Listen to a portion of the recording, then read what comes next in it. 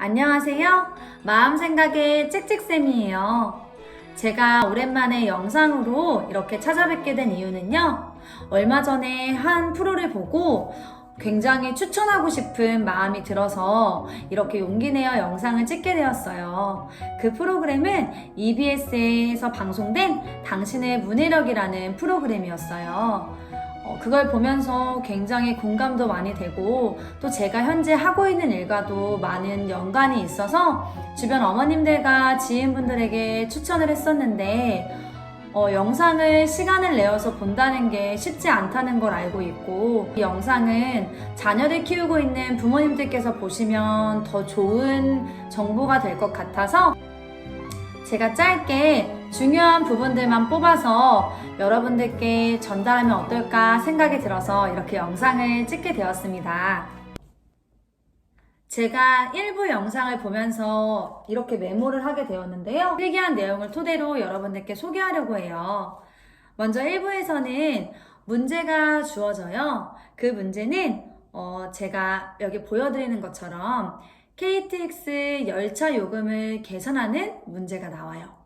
한번 영상을 보시는 여러분들도 잠시 이 영상을 멈추고 문제를 풀어보면 좋으실 것 같아요.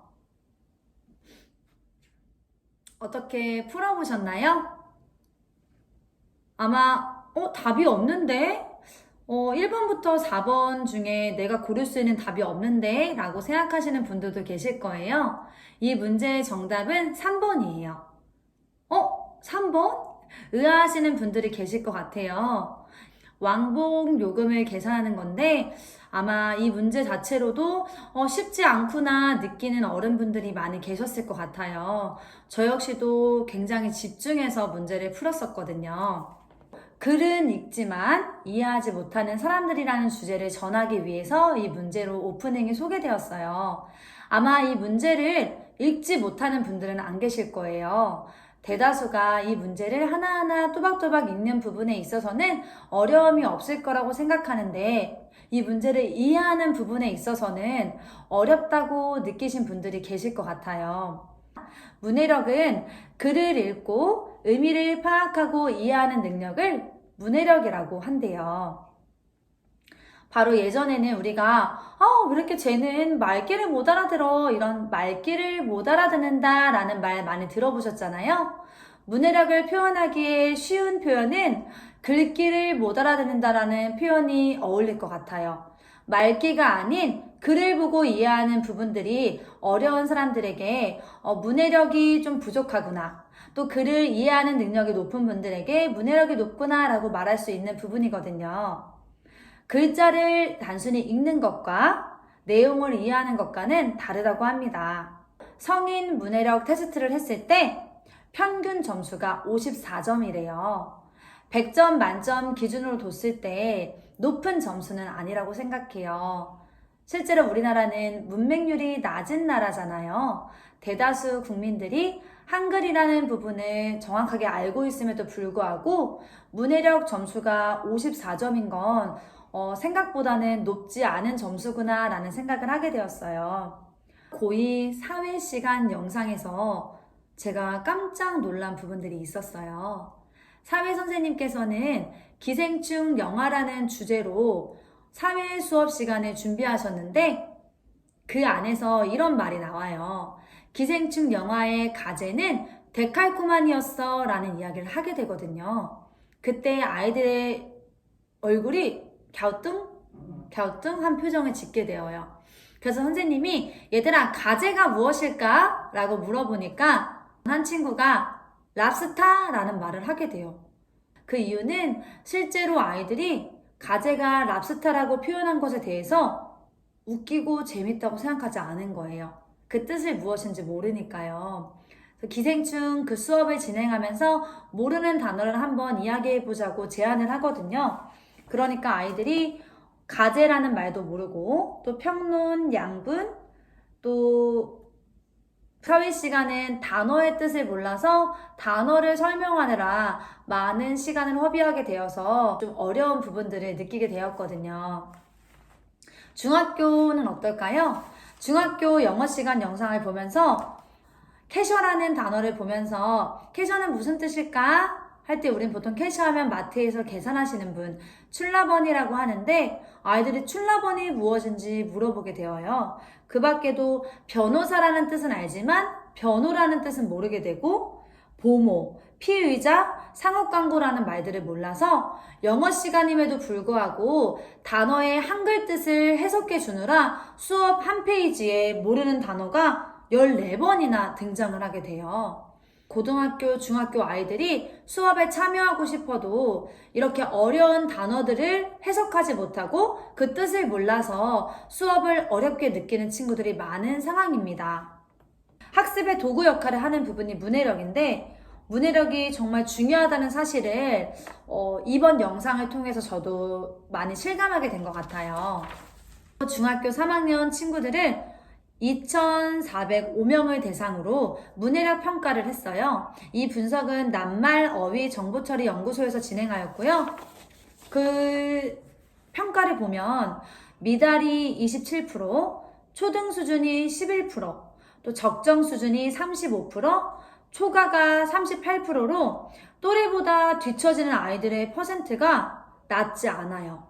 27%와 11%를 하면 38% 정도의 수준이 아이들이 공부를 어렵게 느낄 수 있다는 거죠. 코로나19로 인해 비대면 수업이 많아졌잖아요. 학교 선생님들도 그 변화를 많이 실감하고 있는 상황이에요. 예전에는 우리가 만나서 대화로 듣고 또 알림장으로 전달을 받았던 부분들이 밴드나 카톡을 이용해서 전달하는 일들이 많아졌잖아요. 아이들이 그 글로 전달하는 내용이 많아짐을 통해서 아이들이 얼마나 읽는 것을 싫어하는지를 선생님들은 실감하고 있다고 해요. 실제로 중고등학교 전달하고 있는 담임 선생님들은 아이들이 줄글을 읽으려고 하지 않아서 여러 이모티콘을 이용한 포스터로 전달을 하고 있고 카카오톡으로 전달할 때는 3줄 이상 내용을 넘기지 않고 끊어서 전달한다고 해요. 짧은 글과 그림으로 전달해야 아이들이 좀 더 쉽고 잘 기억할 수 있기 때문이라고 하는데요. 요즘 아이들에게 새롭게 떠오르는 신조어 중에 하나가 스압주의인데 이게 스크롤의 압박이라는 뜻이래요. 긴 글은 그냥 넘겨버리라는 뜻이라는데 아이들은 긴 글 자체를 보면 읽고 싶어지지 않아지고 그냥 넘겨버리는 게 일상이 된 현재 문화를 좀 실감할 수 있게 되었던 것 같아요. 글이 영상과 이미지와 경쟁 관계처럼 보이지만 실제 우리가 살고 있는 곳에서는 영상, 이미지, 글이 모두 어우러지는 세상이라고 해요. 우리가 대학교 진학을 어떻게 하는지, 기업의 회사에 취업을 어떻게 하는지를 살펴보면 이것을 자세히 알 수 있는데요. 실제로 대학에 어떻게 진학하나요? 우리는 글로 된 시험을 보고 시행하고 있어요. 취업 시험들 역시 글로 시험을 시행하고 있고 심지어 그 시험들은 서술형으로 진행되는 경우들이 많다고 합니다. 대학과 직장은 글을 이해해서 문제를 해결하는 능력을 알고 싶어 한대요. 문해력은 인생의 기회가 될 수도 있지만 걸림돌이 될 수도 있다고 합니다. 이쯤 되면 문해력이 얼마나 중요한지 조금은 실감이 나실까요? 방송에서는 여러 가지 예시로 문해력이 얼마나 중요한지를 이야기하고 있어요. 문해력은 아이들에게만 현재 어려움으로 다가와 있는 것이 아니라고 해요. 32세 회사원이 나오는데요. 이분은 공공기관의 정보보호 관련 솔루션을 운영하고 있는 32세 회사원이에요. 현재는 코로나19로 재택근무 중인데 직장에서 필요한 자격증 시험이 있대요. 사진을 보시는 것처럼 정보보안 기사, 산업기사 자격증인데요. 이것을 공부하는 영상을 촬영했거든요. 근데 이분이 같은 페이지만 4번 정도 반복해서 보고 있는 장면이 나와요. 그러면서 이분이 하시는 인터뷰가 평소 읽는 게 힘들다고 생각은 했지만 공부할 때 이렇게 어려움이 될지는 몰랐다고 해요. 시험을 서술형으로 봐야 하기 때문에 설명을 쓰려고 하니까 너무 어려워서 같은 시험을 3번이나 떨어진 상태라고 합니다. 하지만 이 시험은 회사 생활에 있어 꼭 필요한 자격증이라고 해요. 또한 이분은 기업에서 온라인으로 기한서를 올릴 때마다 반려를 계속 받고 있대요. 그 이유는 공문의 형식을 갖추도록 권유를 받는데요.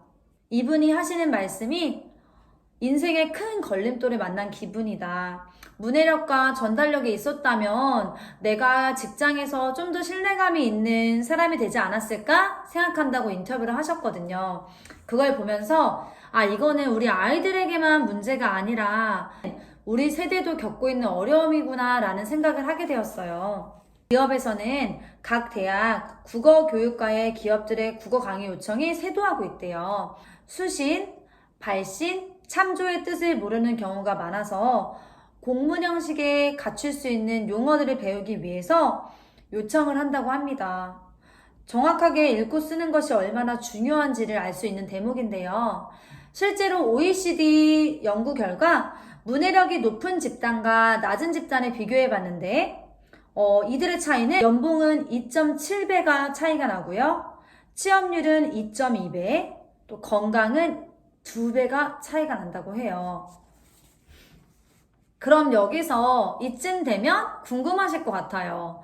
문해력을 어떻게 키워야 하는지, 문해력을 키우는 방법은 무엇인지, 그 부분에 있어서 뇌에 대한 부분이 설명이 필요한데요.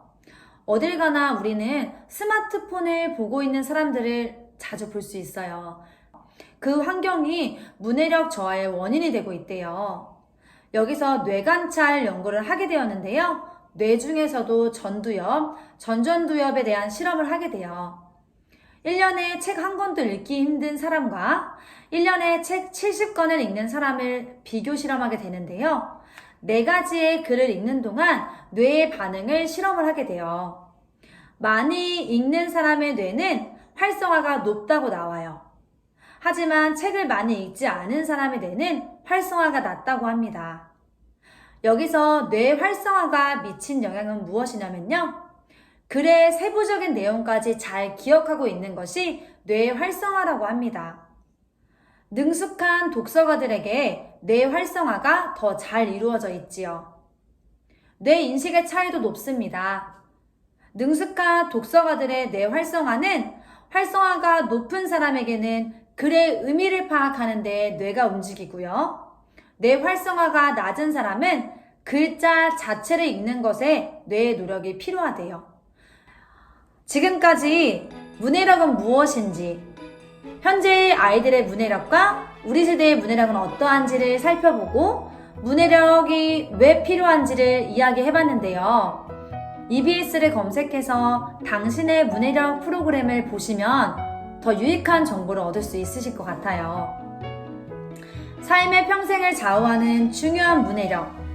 문해력은 수많은 기회를 놓칠 수 있대요.